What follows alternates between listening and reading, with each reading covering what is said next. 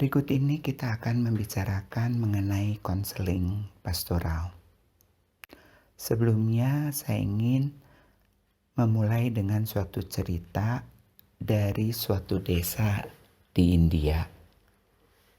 Desa itu terletak di tepi sungai yang besar dan sangat subur, sehingga penduduk senang untuk tinggal di tepi sungai, dan juga binatang-binatang banyak yang hidup di sekitar sungai itu, termasuk binatang-binatang buas yang kadang-kadang datang ke desa.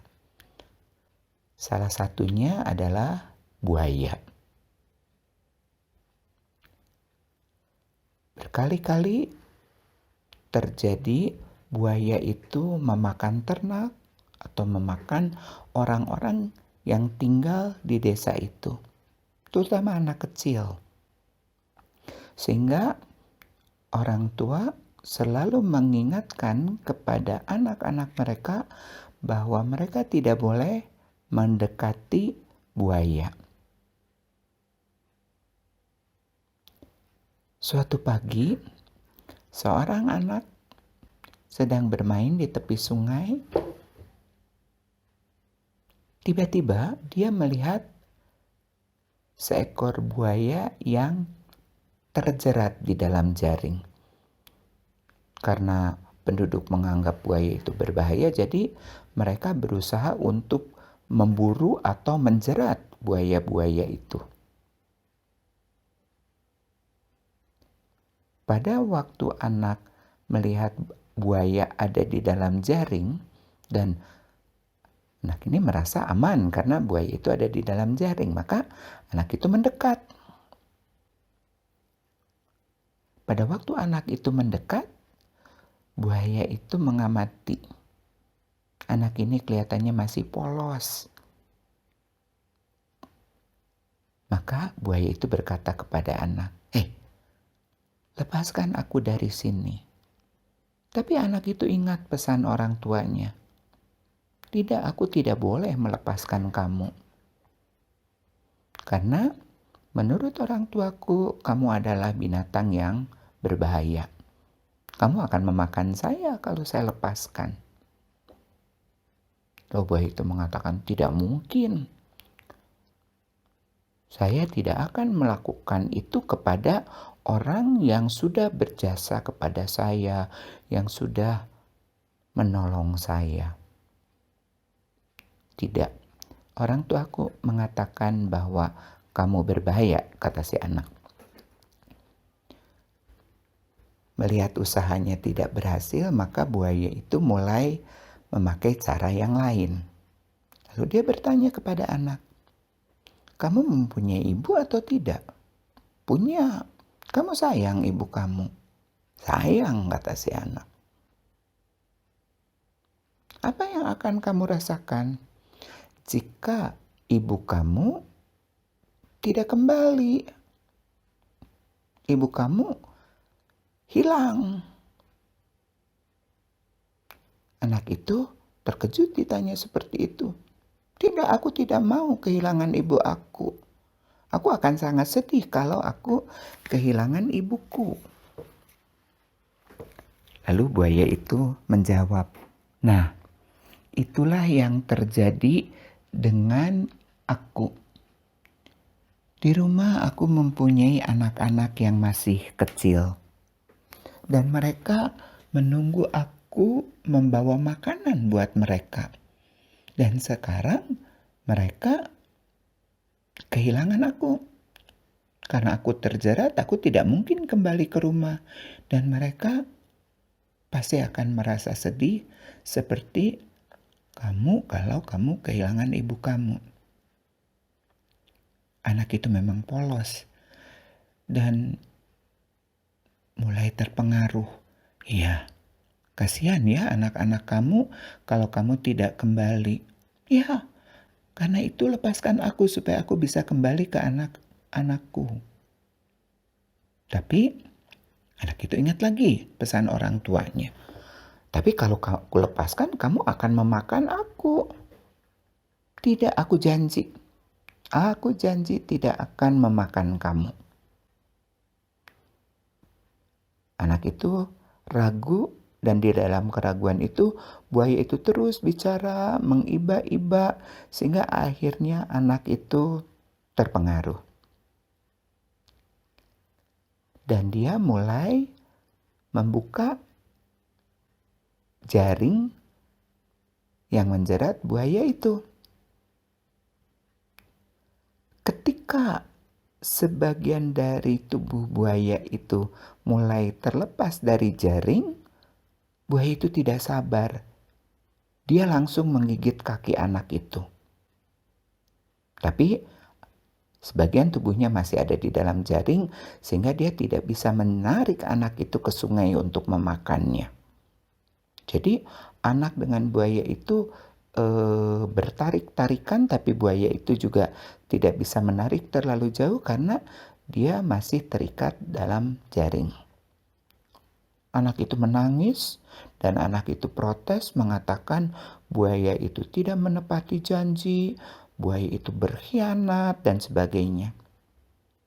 Tapi buaya itu dengan tenang sambil menggigit kaki anak itu mengatakan, itulah hukum dunia.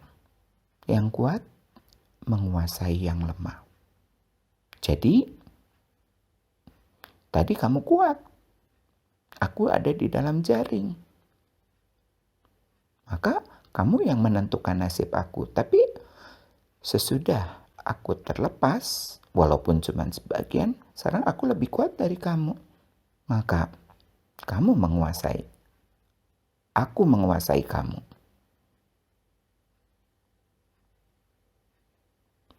Anak itu tidak berdaya.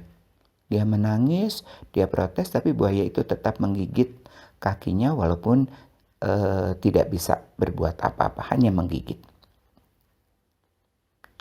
Ketika mereka ada dalam keadaan seperti itu, datanglah seekor burung. Lalu anak itu mengatakan, aku dikhianati oleh buaya ini. Lalu dia bercerita mengenai kejadian yang telah terjadi. Lalu sesudah mendengar cerita itu, burung itu mengatakan, makan saja.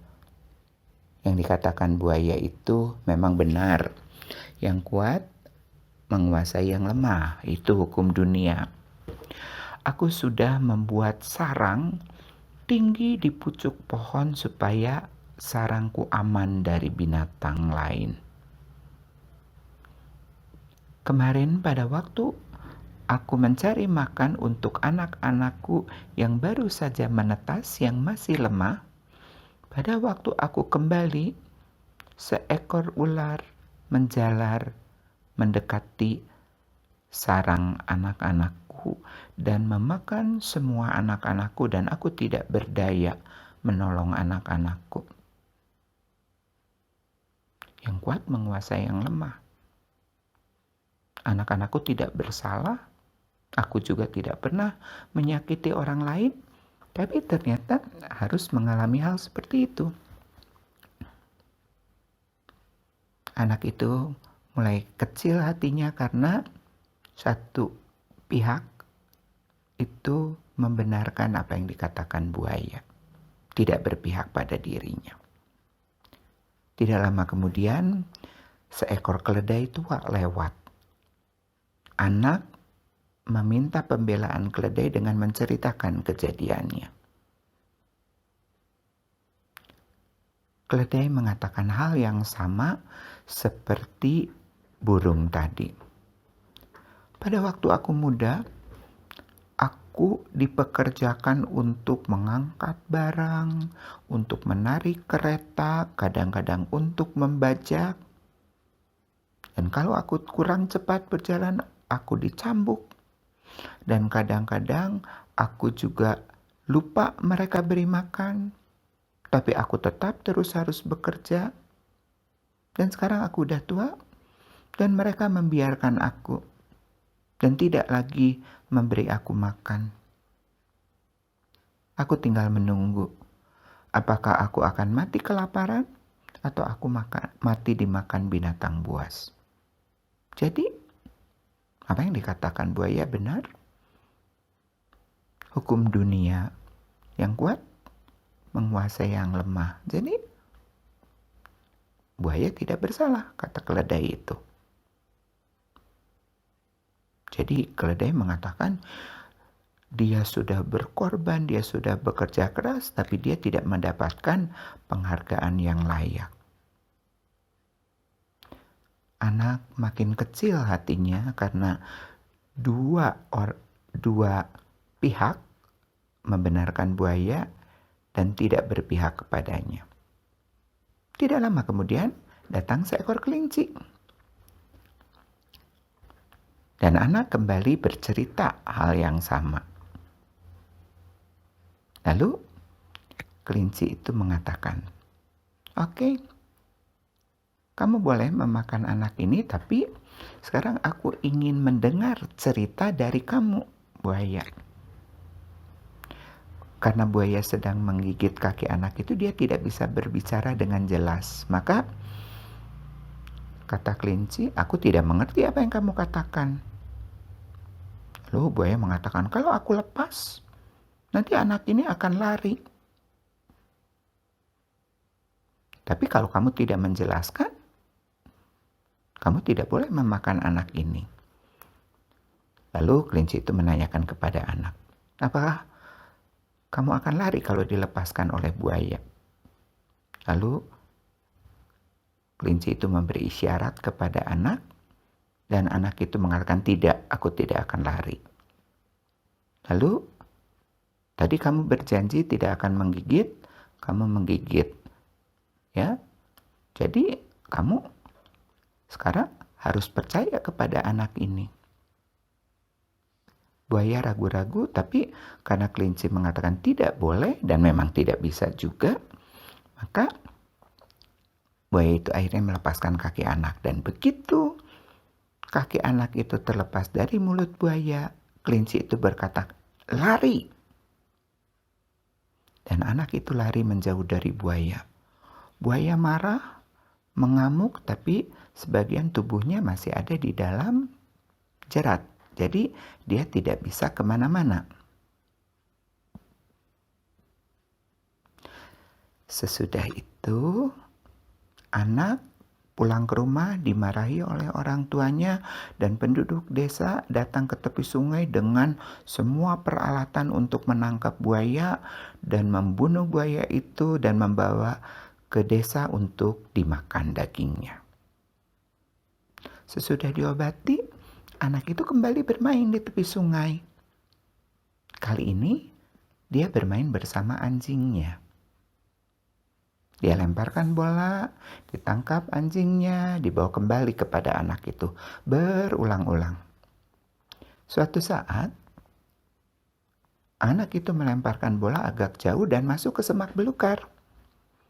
Anjing itu masuk ke semak belukar dan lama tidak keluar, dan seperti ada pergumulan di dalam semak belukar itu. Tidak lama kemudian anjing itu keluar, bukan bola yang dibawa, tapi di mulut anjing itu ada kelinci yang tadi menolong anak itu.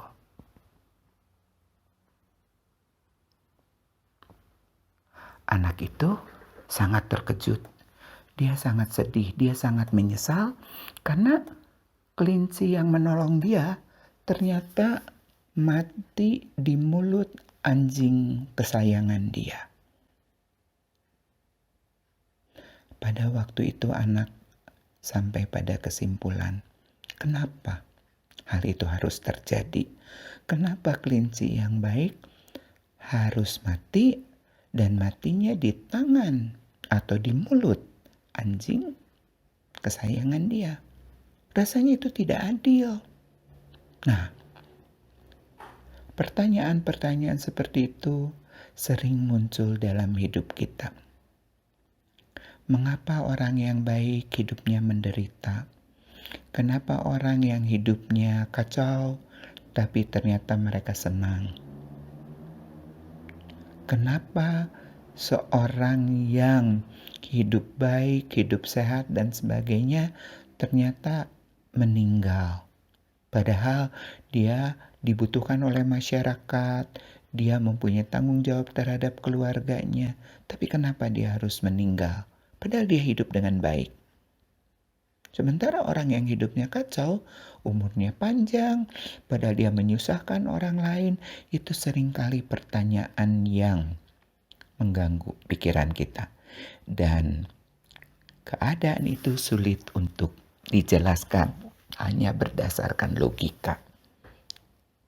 Akal sehat sulit untuk menerima itu. Maka pada waktu itu diperlukan penjelasan yang sifatnya rohani, sifatnya spiritual. Dan dalam bidang yang sedang kita pelajari itu adalah konseling pastoral.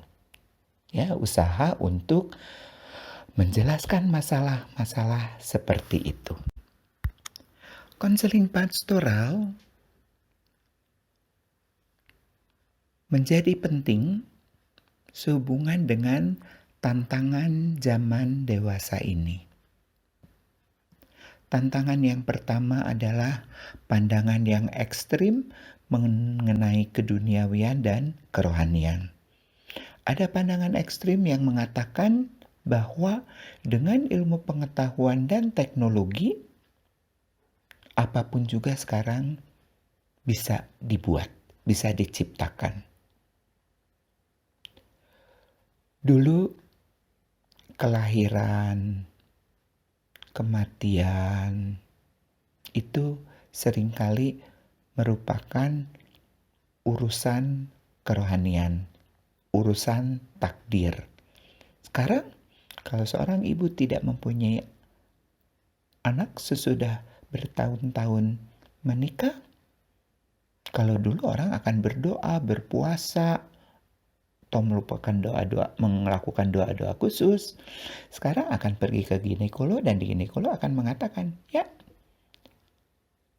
saya akan membuat kehamilan pada diri kamu, tinggal pilih mau inseminasi, mau bayi tabung, atau mau cara-cara yang lain. Jadi kelahiran anak bukan lagi urusan Tuhan, tapi sudah menjadi urusan ilmu pengetahuan dan teknologi. Sementara di ekstrim lain, ada pandangan yang mengatakan bahwa hidup ini segala sesuatu yang terjadi di dunia ini ditentukan oleh Tuhan. Manusia tidak berdaya dan tidak bisa berbuat apa-apa. Apapun yang terjadi itu kehendak Tuhan dan adalah tanggung jawab Tuhan. Itu tantangan yang pertama. Tantangan yang kedua itu adalah pergeseran sistem nilai. Kalau kita memakai nilai Spranger, itu ada di kutub nilai materi, nilai kekuasaan, nilai ilmu pengetahuan. Dan di kutub lain ada nilai sosial dan kerohanian. Orang sering mengatakan dengan uang dia bisa mendapatkan apa saja. Orang dengan kekuasaan bisa mendapatkan apa saja.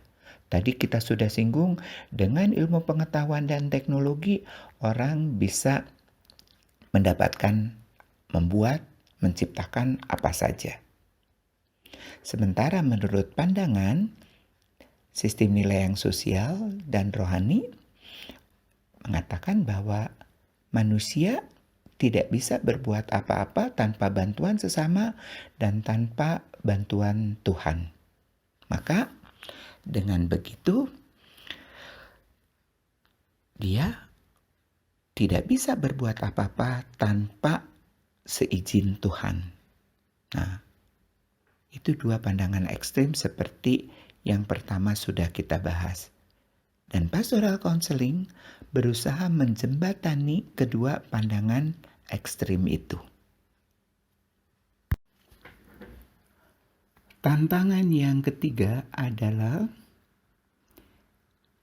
ketidakselarasan antara agama dengan iman. Agama berisi aturan-aturan, ritual-ritual yang dilakukan oleh penganutnya. Sementara iman itu adalah dasar perilaku sehari-hari manusia dalam berinteraksi dengan sesama manusia dan tentu saja dengan Tuhan. Berdasarkan pandangan dia tentang Tuhan, itu menentukan bagaimana dia berinteraksi. Dalam kenyataan seringkali orang-orang sangat baik dalam menjalankan ritual, tapi dalam kehidupan kesehariannya, terhadap keluarganya, terhadap tetangganya, terhadap orang-orang sekelilingnya, itu sangat tidak manusiawi. Seringkali sangat kejam, seringkali tidak adil, seringkali memperlakukan sesamanya seenaknya, dan sebagainya. Nah, itu merupakan gambaran dari orang menjalankan ritual agama, orang mengikuti aturan-aturan agama, tapi hidupnya tidak mencerminkan dia sebagai orang yang beragama. Dia hanya beragama dalam arti ritual dan menjalankan aturan. Sebaliknya, ada orang yang sama sekali tidak melakukan ritual agama, tapi kehidupannya dengan sesamanya, kehidupan dengan orang-orang sekelilingnya, itu merupakan kehidupan yang sangat sosial, yang sangat baik.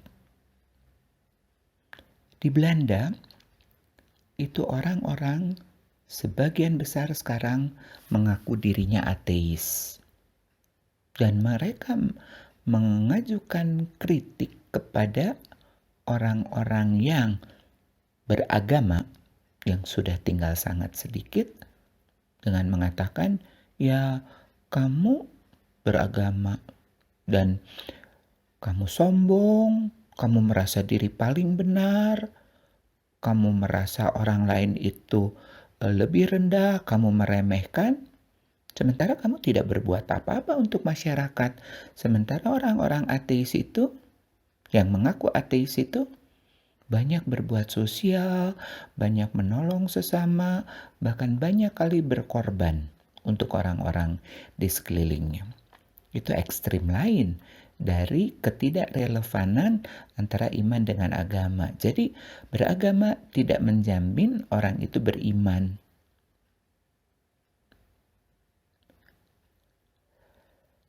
Hal ini merupakan gambaran yang keliru mengenai apa yang Tuhan kehendaki mengenai hidup manusia. Mungkin kalau kita lihat sekarang, masalah ini seringkali menjadi benturan antara orang-orang yang berbeda agama karena tidak relevan lagi.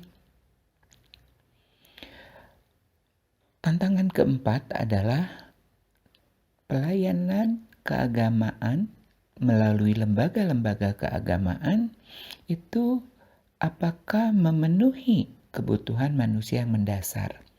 Untuk bagian ini kita boleh optimis karena sekarang kalau kita lihat lembaga keagamaan, sebagian besar dari berbagai agama, Islam, Kristen, Buddha, Hindu, itu banyak sekali yang bukan hanya menjalankan ritual, menjalankan aturan-aturan yang sudah ditentukan, membaca kitab suci, tapi mereka melakukan kegiatan-kegiatan sosial, pelayanan kesehatan, pelayanan bantuan-bantuan lain pada waktu ada bencana alam, pada waktu ada kesusahan, dan sebagainya, itu ternyata memenuhi kebutuhan yang mendasar, baik dalam arti kebutuhan fisik, ekonomis, termasuk juga kebutuhan sosial, kejiwaan manusia. Jadi di bagian ini mulai terjadi ada pergeseran. Dengan tantangan seperti itu, maka muncul berbagai pertanyaan. Yang pertama, pertanyaan yang muncul yang berkaitan dengan tantangan tadi adalah, apakah lembaga keagamaan merupakan lembaga yang menyelamatkan kehidupan manusia yang terasing, terkucilkan, teralienasi dengan cara memenuhi kebutuhan dasar manusia?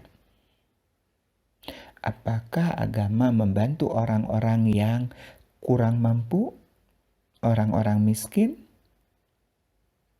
sehingga dia bisa hidup layak seperti orang-orang lain, tidak teralienasi?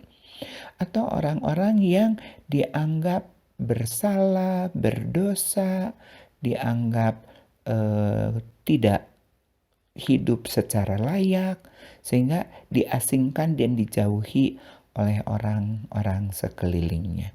Apakah agama tidak menyelamatkan orang-orang seperti itu? Atau mungkin bisa mendamaikan orang-orang yang tadi menjauhi, meremehkan orang tersebut? Dengan demikian, kebutuhan dasar manusia untuk bersosialisasi, untuk diakui, untuk dihargai juga terpenuhi, di samping kebutuhan akan makanan, kebutuhan akan materi, dan sebagainya. Pertanyaan kedua adalah, apakah lembaga keagamaan merupakan lembaga yang memungkinkan rekonsiliasi, perdamaian kembali antara manusia dengan dirinya sendiri? Karena banyak manusia yang menolak dirinya sendiri, tidak bisa menerima kenyataan dirinya. Dia membandingkan dirinya dengan orang lain dan tidak puas dengan dirinya, bahkan ada yang marah kepada dirinya, benci kepada dirinya. Secara ekstrim, kadang-kadang orang ingin membunuh dirinya karena dia benci kepada dirinya.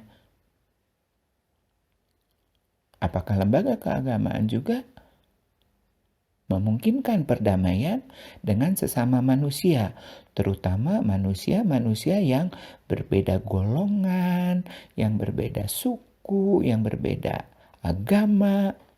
Apakah lembaga itu mendamaikan? Dan apakah lembaga keagamaan itu membuat manusia bisa berdamai dengan Tuhan? Karena banyak agama, banyak lembaga keagamaan, orang-orang yang ada di dalam lembaga keagamaan yang bersikap menghakimi dan mengatakan bahwa kamu tidak layak datang ke tempat peribadatan karena kamu berdosa, dan kalau kamu berdosa, kamu tidak boleh lagi berkomunikasi, berurusan dengan Tuhan. Tuhan membenci kamu. Kadang-kadang itu dilakukan oleh agama-agama tertentu dengan mengucilkan orang-orang yang melakukan tindakan-tindakan tertentu. Atau agama itu memberikan pengampunan, yang membuat manusia itu berdamai kembali dengan Tuhan. Pertanyaan berikutnya, apakah lembaga keagamaan merupakan lembaga yang membantu penyadaran mengenai makna pengalaman hidup, membuat orang dapat bersyukur dengan anugerah yang dia capai? Dalam psikologi positif kita mengenal gratitude. Atau orang bisa menemukan makna dari penderitaan dan membuat dia bisa bangkit, bahkan menjadi lebih berkembang, padahal dia mengalami penderitaan. Mungkin dalam psikologi positif kita mengenal apa yang disebut resilience.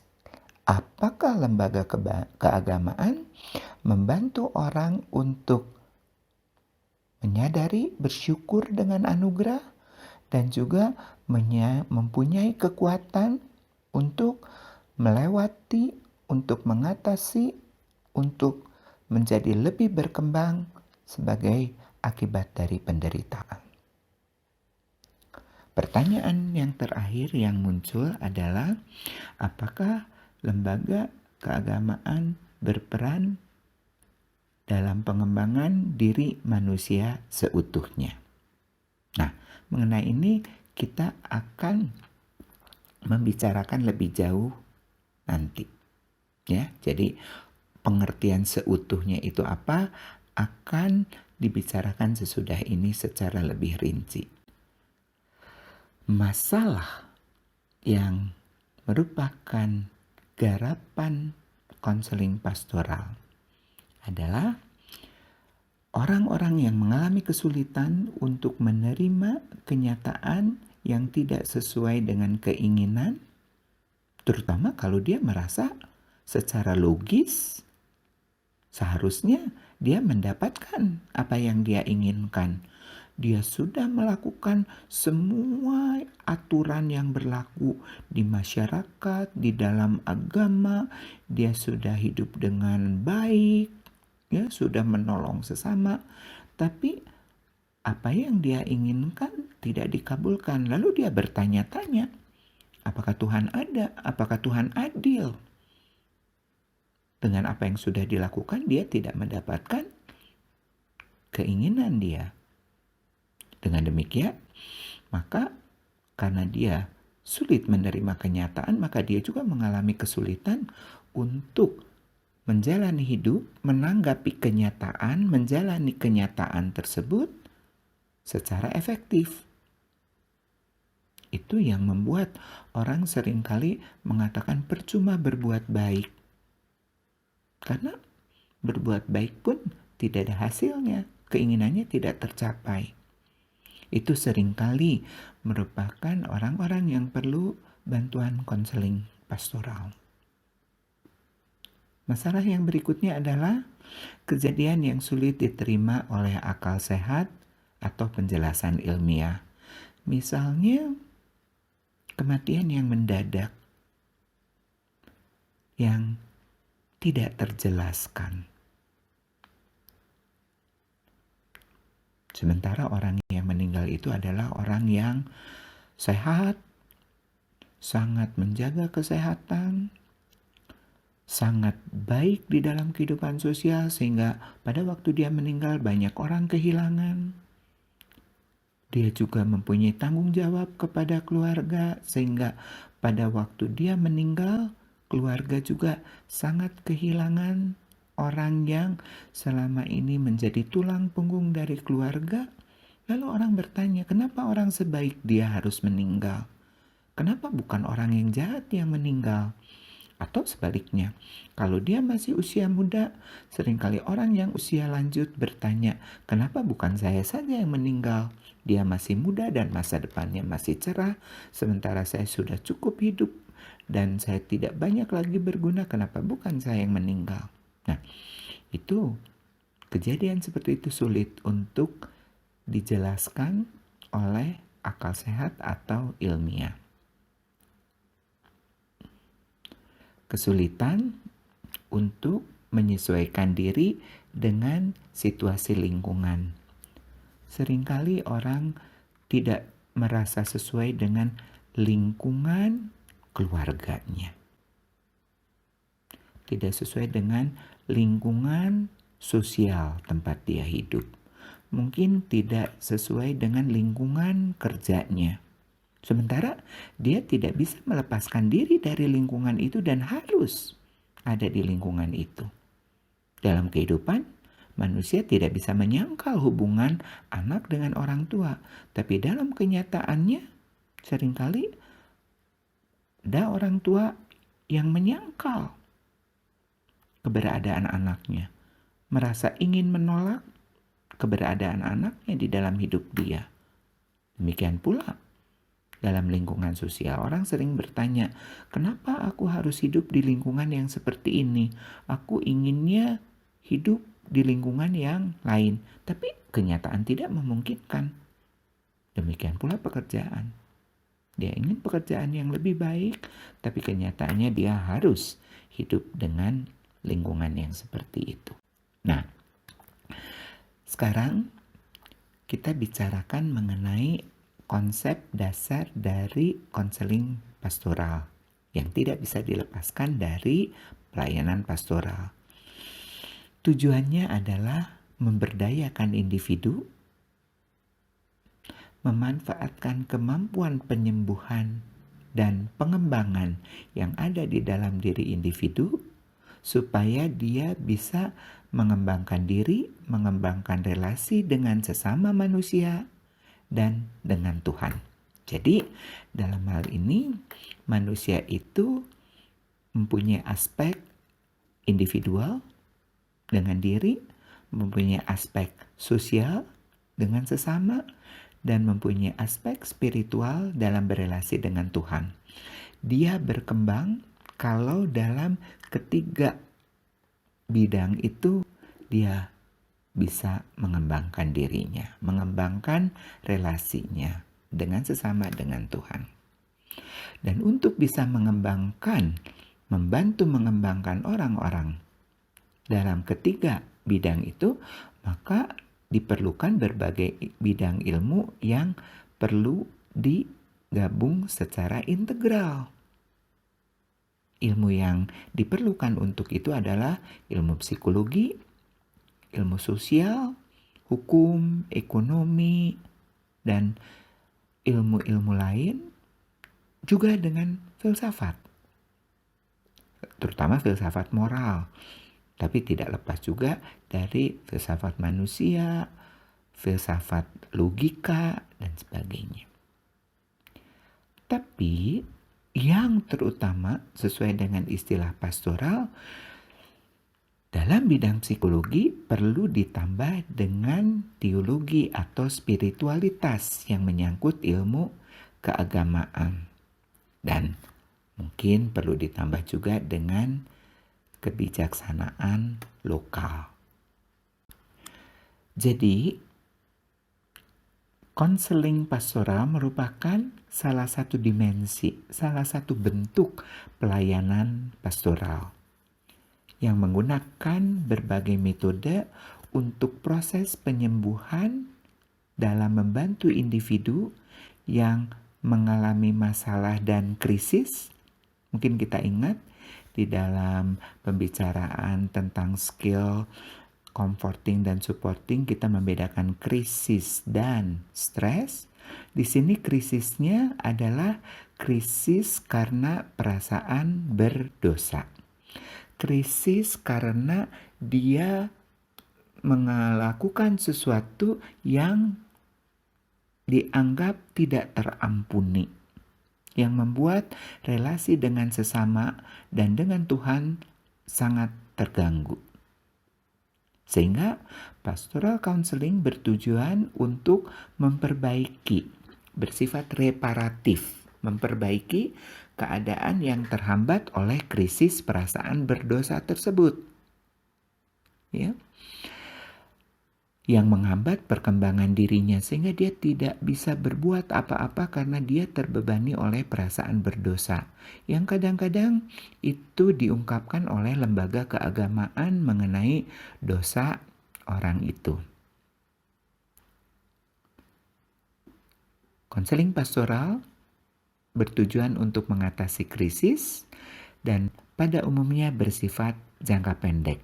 Sesudahnya perlu dilanjutkan dengan konseling problem solving, konseling behavior changing, tapi yang tidak terlepas dari pendekatan spiritual, pendekatan keagamaan.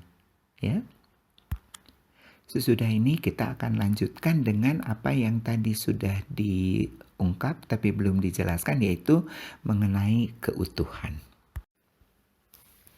Seperti yang tadi sudah kita bicarakan, salah satu yang penting dalam konseling pastoral itu adalah keutuhan. Dan itu menjadi sasaran utama dari konseling pastoral. Keutuhan dalam hal ini diartikan sebagai seluruh keberadaan manusia dengan berbagai sisinya.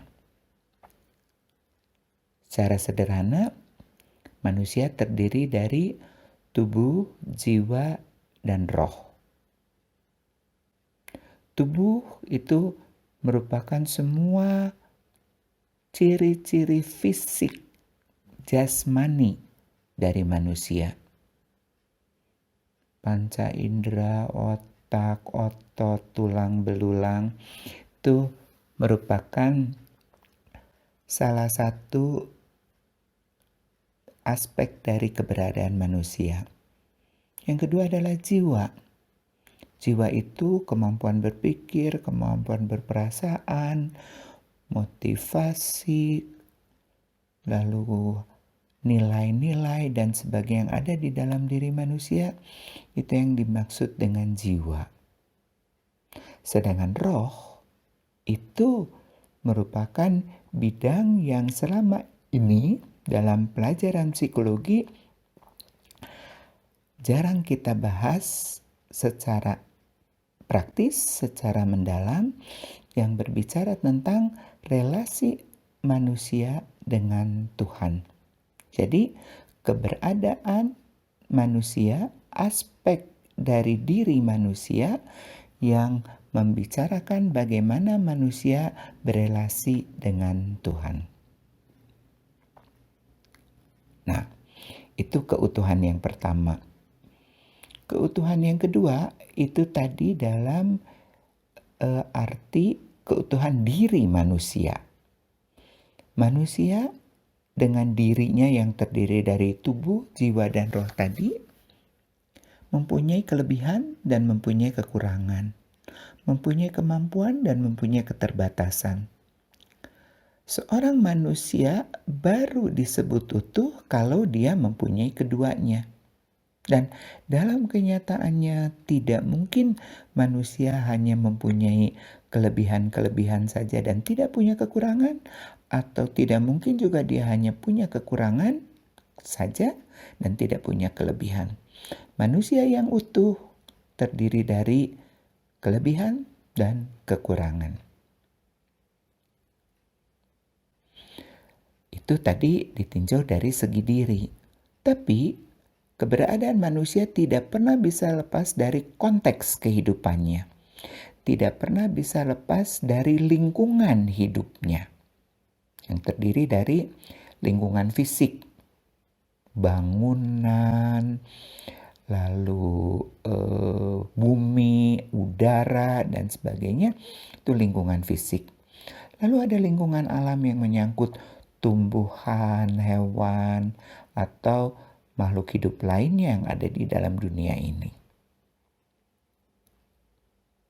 Samping itu ada lingkungan sosial, yaitu sesama manusia, di mana termasuk di dalamnya adalah lembaga-lembaga sosial. Lingkungan lain adalah lingkungan spiritual atau lingkungan keagamaan.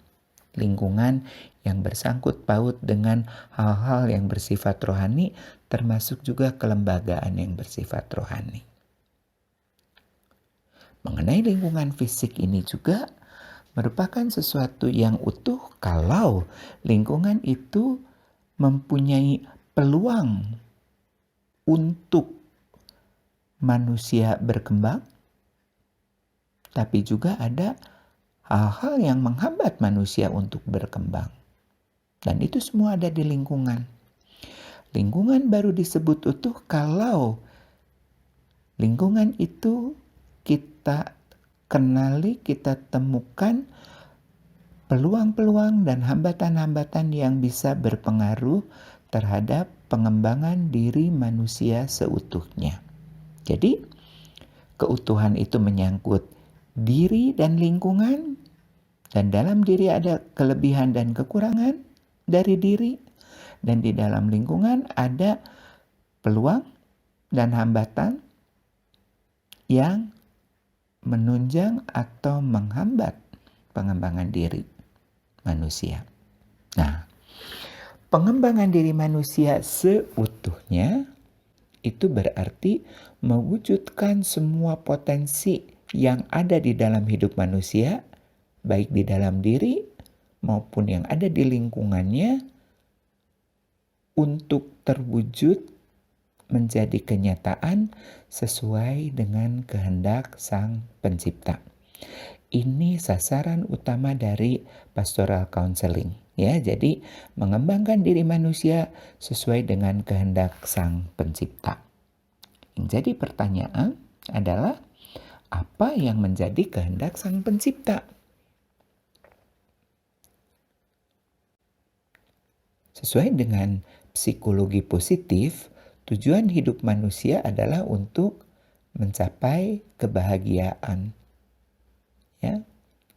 Nah, maka secara asumtif kebahagiaan itu dianggap merupakan kehendak Sang Pencipta.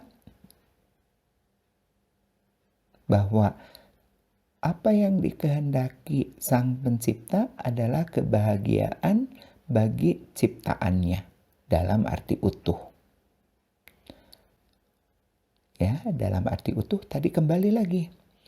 Dalam arti keberadaan manusia sebagai individu, sebagai anggota kelompok, dan sebagai ciptaan.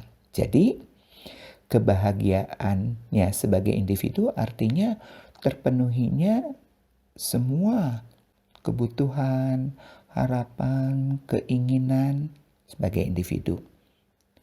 Tapi karena dia tidak bisa lepas dari lingkungan, maka dia juga pada waktu mengusahakan kebahagiaan sebagai individu, dia tidak bisa mengabaikan lingkungan. Atau kalau dengan sesama manusia, kebahagiaan sesama manusia atau anggota kelompok. Bahkan nanti kita perlu mempertimbangkan juga keseimbangan antara manusia dengan alam, keseimbangan manusia dengan makhluk hidup lainnya yang bukan manusia. Itu akan menjamin kebahagiaan yang utuh. Karena kalau sebagai manusia kita bahagia tapi kita ada di lingkungan orang-orang yang tidak bahagia, maka kebahagiaan kita akan terpengaruh. Dan karena ini pastoral counseling, maka tentu saja kebahagiaan itu juga tidak bisa dilepaskan sebagai kebahagiaan sebagai ciptaan. Yang tadi bahwa sebagai ciptaan punya kelebihan dan kekurangan, sebagai ciptaan hidup dalam konteks yang menunjang tapi juga bisa menghambat, maka kebahagiaan sebagai ciptaan itu adalah kebahagiaan yang terbatas. Nah, untuk pengembangan diri seutuhnya tadi dibutuhkan kebebasan yang mengandung pengertian, yaitu bebas dari hal-hal yang menghambat pengembangan potensi seutuhnya. Misalnya, kalau untuk mengembangkan diri ada penderitaan, maka orang mengatakan ingin bebas dari penderitaan, ingin bebas dari kekurangan, ingin bebas dari kemiskinan, ingin bebas dari kebodohan. Artinya, menghindar dari sesuatu yang menghambat pengembangan potensi manusia seutuhnya. Kalau begitu, orang hanya sekedar melarikan diri, menghindar dari hal-hal yang menghambat. Mungkin tidak jelas dia mau bergerak kemana. Maka, keutuhan pengembangan itu membutuhkan juga kebebasan untuk. Nah, kebebasan untuk ini adalah untuk mewujudkan potensi seutuhnya. Artinya, dengan mengatakan bebas untuk, orang mempunyai tujuan hidup. Orang mempunyai target dalam hidup. Bukan hanya sekedar menghindari hal-hal yang menghambat, tapi dia mempunyai tujuan yang lebih besar, tujuan yang lebih tinggi daripada kenyataannya sekarang. Dengan demikian maka dia berkembang. Dan kalau dikaitkan dengan penderitaan, orang bukan hanya sekedar bebas dari penderitaan, tapi orang harus untuk bisa mencapai pengembangan diri, bebasnya itu dengan melalui penderitaan, dengan mengatasi penderitaan dengan semua potensi yang dia miliki. Selanjutnya, kita bicarakan 6 dimensi keutuhan dari sudut pandang yang lain, ya.